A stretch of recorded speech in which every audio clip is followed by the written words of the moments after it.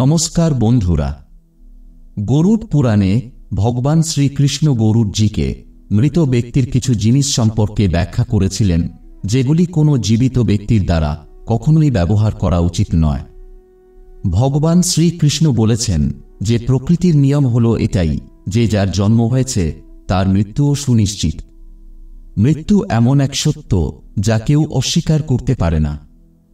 যখন মৃত্যু ঘনিয়ে আসে তখন একজন ব্যক্তিকে অবশ্যই তাদের দেহ ত্যাগ করতে হবে এবং শরীরের সাথে সাথে তাদের সমস্ত ভৌত বস্তুগুলিকেও ত্যাগ করতে হবে।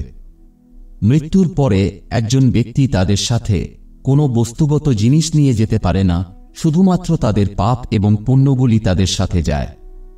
যদি কোনো ব্যক্তি তার জীবদ্দশায় খারাপ কাজের চেয়ে বেশি ভালো কাজ করে থাকে, তবে মৃত্যুর সময় তাদের কোনো অসুবিধা হয় না এবং তাদের আত্মা সহজ এবং স্বাভাবিকভাবেই দেহ ত্যাগ করে।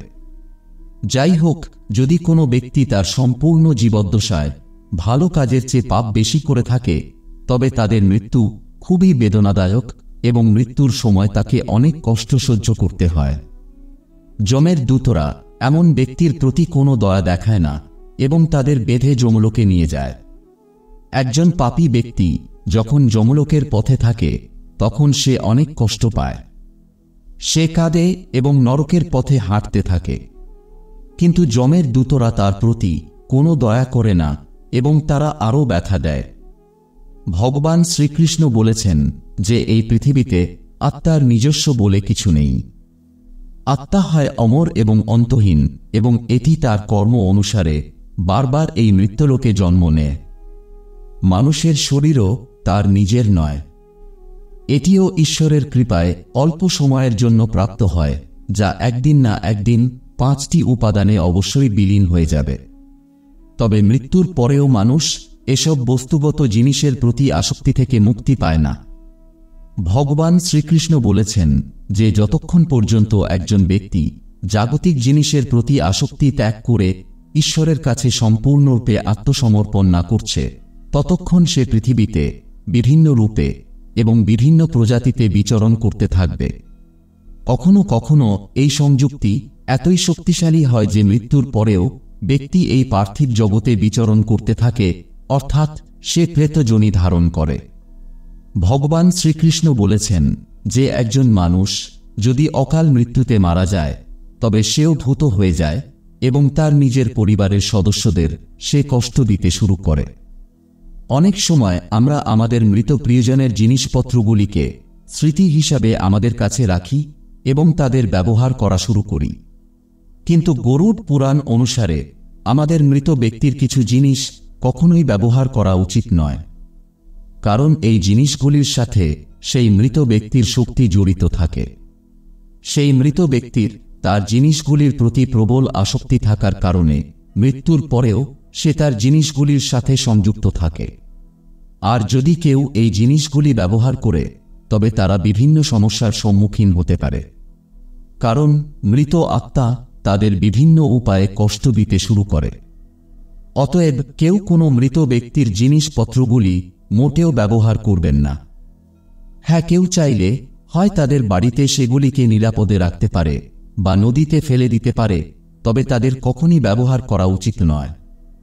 কেউ যদি সেই মৃত আত্মাকে শান্তি প্রদান করতে চান, তবে তারা সেই মৃত ব্যক্তির প্রিয় জিনিসগুলিকে দান করে দিতে পারেন, যা খুবই একটি শুভ কর্ম।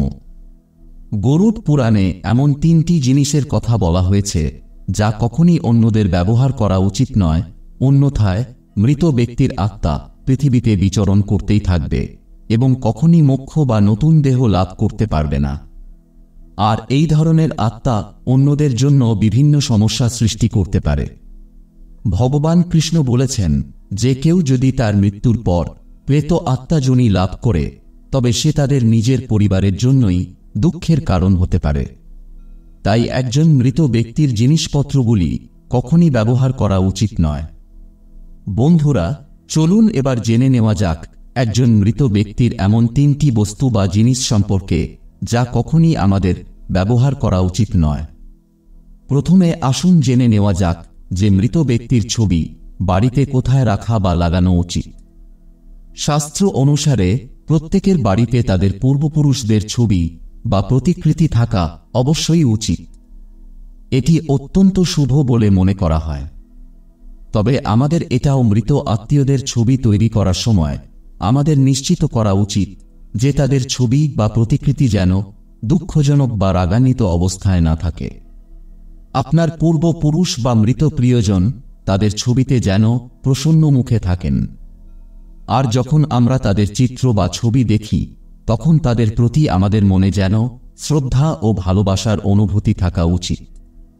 আমাদের পূর্বপুরুষদের ছবি যদি রাগান্বিত অবস্থায় থাকে তবে এটি যে কারোর মনের মধ্যে ভয়ের অনুভূতি তৈরি করতে পারে এবং একটি ছোট্ট শিশু তাদের ভালোবাসার পরিবর্তে তাদের ঘৃণা করতে শুরু করতে পারে। অতএব আমাদের পূর্বপুরুষদের একটি প্রতিকৃতি বা ছবি তৈরি করার সময় আমাদের এটা মনে রাখা উচিত যে তারা আর এই পৃথিবীতে নেই এবং তারা দেবতা বা মানুষও নয়। সর্বদাই আমাদের তাদের সম্মান করা উচিত, কিন্তু তাদের সামনে আমাদের দুঃখ বা রাগ প্রকাশ করা উচিত নয়, অন্যথায় আমাদের পূর্বপুরুষরা অসুখী হতে পারে। পিতৃপক্ষের দিনগুলি ছাড়াও অন্যান্য দিনগুলিতেও প্রার্থনা বা পূজা উভয় উপায়েই তাদের আহ্বান করা উচিত নয়।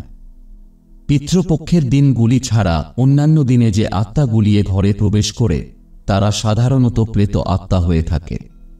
এর ফলে সেই ঘরে ভয়ঙ্কর দুঃখ এবং কষ্টের পরিবেশের সৃষ্টি হতে পারে। বাস্তুশাস্ত্র অনুসারে পূজা ঘরে কখনই তাদের মৃত পরিজন বা পূর্বপুরুষদের ছবি রাখা উচিত নয়, কারণ এটি ঈশ্বরের প্রতি অসম্মানজনক কর্ম বলে বিবেচিত হয় এবং এটি আপনার পূর্বপুরুষদের চরম কষ্ট ও ক্রোধের কারণ হতে পারে। যদি আপনার আত্মীয়দের মধ্যে কেউ অকাল মৃত্যুতে মারা যায় তাহলে তার আত্মা প্রেত ইজনিতে চলে যায় এবং তিনি এই পৃথিবীতেই ভটকে বেড়ান। তাদের আত্মার শান্তির জন্য নারায়ণ বালি পূজা না পাওয়া পর্যন্ত তাদের অস্থির আত্মা তাদের পরিবারের সদস্যদের কষ্ট দিতে থাকে। এই কারণে তাদের ছবিকে বাড়িতে রাখা বা তাদের কোনো ধরনের পূজা দেখানো বাঞ্ছনীয় নয়। পূর্বপুরুষদের ছবি সবসময় উত্তরমুখী দেয়ালে লাগাতে হবে যাতে তাদের মুখ দক্ষিণ দিকে থাকে। এছাড়া তাদের ছবি অন্য কোনো দিকে, বিশেষ করে ঈশান দিকে রাখা অশুভ বলে মনে করা হয়। পিতৃপক্ষের সময়ও পিতৃপক্ষের সমস্ত কর্ম দক্ষিণ দিকে মুখ করে করা উচিত। দয়া করে মনে রাখবেন, মৃত ব্যক্তির সাথে কোনো জীবিত ব্যক্তির ছবি তোলা উচিত নয়। এছাড়াও বেডরুম বা রান্নাঘরে পূর্বপুরুষের ছবি টানানো উচিত নয়। আসুন এখন জেনে নেওয়া যাক যে মৃত ব্যক্তির কোন জিনিস বা বস্তুগুলি আমাদের কখনোই ব্যবহার করা উচিত নয়। প্রথম জিনিসটি হল জামা কাপড়। গরুড় পুরাণ অনুসারে একজন মৃত ব্যক্তির পোশাক কখনই ব্যবহার করা উচিত নয়। তাদের ভুল করেও এগুলি পরা উচিত নয়। এটি করার মাধ্যমে মৃত ব্যক্তির আত্মা সেই ব্যক্তির সাথে সংযুক্ত হয়ে যায় যে এটি ব্যবহার করে। সেই মৃত ব্যক্তির স্মৃতি যে ব্যক্তি তাদের পোশাক ব্যবহার করে তাকে তাড়া করতে শুরু করে, যার ফলে সেই ব্যক্তি মানসিক ও শারীরিকভাবে দুর্বল হয়ে পড়ে। সেই ব্যক্তিটি তাদের মৃত আত্মীয়ের শক্তিও অনুভব করতে শুরু করে। তাই কখনোই মৃত ব্যক্তির পোশাক পরা উচিত নয়। এই কারণে একজন মৃত ব্যক্তির জামাকাপড় সর্বদা দান করে দেওয়াই উচিত। এতে তাদের আত্মা শান্তি পাবে। দ্বিতীয় জিনিসটি হল গহনা বা অলঙ্কার। গরুড় পুরাণ বর্ণনা করা হয়েছে যে একজন মৃত ব্যক্তির গয়নাও তাদের পোশাকের মতোই তাদের একটি শক্তির উৎস। একজন মৃত ব্যক্তির তার গয়নার প্রতি আসক্তি তাদের পোশাকের থেকেও অনেক বেশি থাকে, কারণ প্রত্যেকেই সুন্দর দেখাতে গহনা পরেন। কিন্তু যখন একজন ব্যক্তি মারা যায় এবং অন্য কেউ তার পোশাক বা গয়না পরে, তখন মৃত ব্যক্তির আত্মা অস্বস্তি বোধ করতে শুরু করে। ফলস্বরূপ আত্মাটি সেই ব্যক্তিকে দুঃখ, কষ্ট এবং অস্বস্তি প্রদান করতে শুরু করে এবং আত্মা তখন মুক্তির পথে না গিয়ে এই মৃত্যুলোকে নিজের আত্মীয় পরিজনদেরই কষ্ট দিতে শুরু করে। তাই একজন মৃত ব্যক্তির গয়না কখনই কারোর ব্যবহার করা উচিত নয়। মৃত্যুর পর মৃতের গয়না খুলে ফেলতে হবে এবং সেই গয়নাগুলিকে গলিয়ে অন্যান্য অলংকার তৈরি করে নিতে হবে, অন্যথায় মন্দিরে দান করে দিতে হবে। তৃতীয় জিনিসটি হল একজন মৃত ব্যক্তির ঘড়ি। যেমন কাপড় এবং গহনা একজন মৃত ব্যক্তির জন্য শক্তির একটি প্রধান উৎস। গরুড় পুরাণ এই ঘড়ির উল্লেখ না করলেও অনেক জ্যোতিষশাস্ত্র নির্দেশ করে যে একজন মৃত ব্যক্তির ঘড়িও সংযুক্তির কাজ করে, কারণ এটি সারা জীবন ব্যক্তির সাথেই সংযুক্ত থাকে এবং তাদের সময় নির্ধারণ করে। অতএব একজন ব্যক্তির মৃত্যুর পরে তাদের সময়ও শেষ হয়ে যায়, তাই তাদের ঘড়ি কখনই অন্যদের দ্বারা ব্যবহার করা উচিত নয়। এই ধরনের ঘড়িকে দান করে দেওয়াটা সর্বদাই উত্তম বলে বিবেচিত হয়।